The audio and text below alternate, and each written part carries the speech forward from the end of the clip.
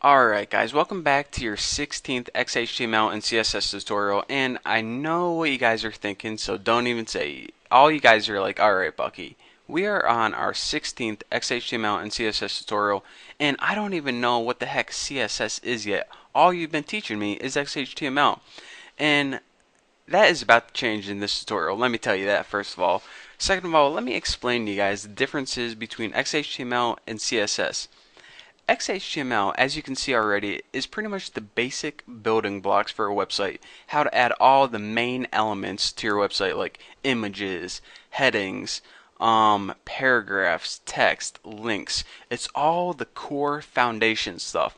Now what CSS does is it makes it pretty. It gives you a nice pretty layout, adds colors to your font, changes the font itself, spaces everything out nice and neat. So if XHTML is the core foundation you need, CSS is like the designer.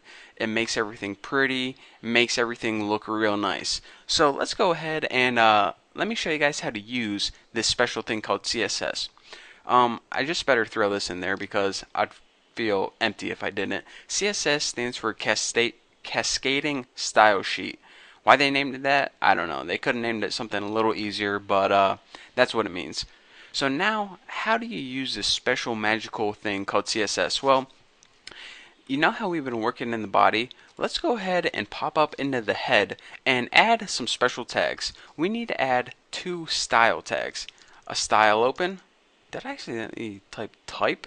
Alright, STY. That's weird. That accidentally typed a whole new word and it wasn't even on my mind. So, style and an ending style. So for your first style, you need one attribute, and that is called type. And you need to set this equal to text slash CSS. So now whatever goes in between your opening and your closing style tags is going to be the CSS itself. So whenever you are making CSS, you need this every time, no exception, and it needs to be in the head. So let's go ahead and in between these style tags, how are we going to start making our website look pretty? Well, let's go ahead and make a basic website first, and we'll just write this is normal text, and let's go ahead and make a paragraph and write this is paragraph text, and make sure you spell everything wrong.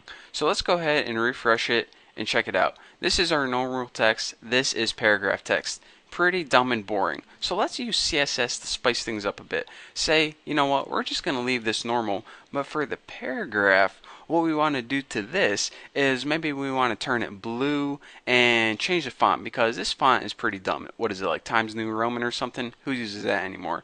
So let's go ahead and in order to change any element on your website, in between your style tags, the first thing you have to do is type the name of that element, the keyword.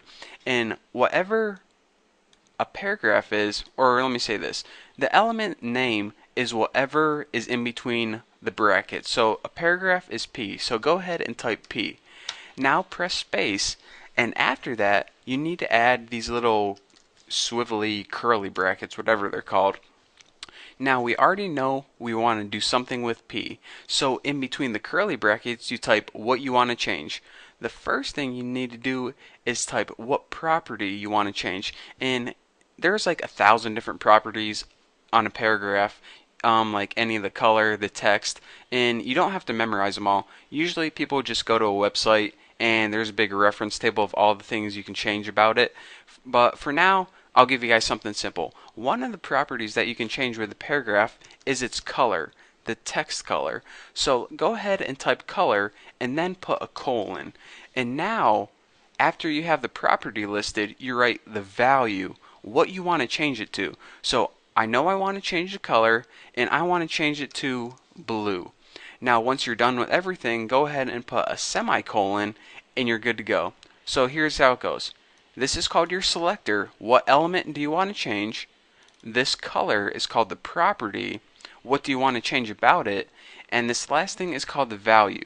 What do you want to change it to? So I want to take all my paragraphs and change the text color to blue. Simple enough. So let's go ahead and save this and refresh it and check it out. Our paragraph text is now blue.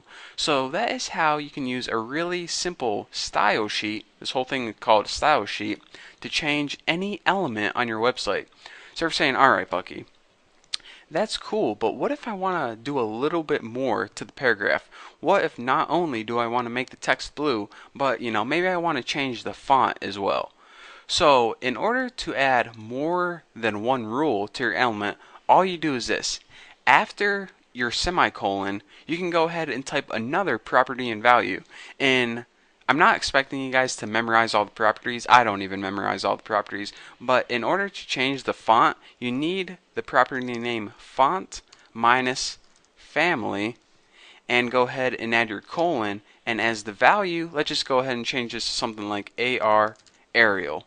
And remember, once you're done with a rule, go ahead and add your semicolon, save it, and let's see what we got. Nice, very nice. So this is regular dumb old font, and this is nice blue looking Arial font. So anytime in our website where it comes across something in a paragraph, this is what it's going to do to it. And if you're saying, alright, this is pretty cool, but it would be a lot more easy if this was a little more readable. So what people usually do is they separate each rule on a line. So maybe the colors on the first line and the font family can be on the second line. And I usually just take this last bracket and put it right there, because then I can see easier when it ends. But if you want to, maybe line all your rules up, it really doesn't matter. CSS is white space insensitive, so it doesn't matter how much white space is in between. You can either add that much and it'll still work fine, but who the heck would want to do that?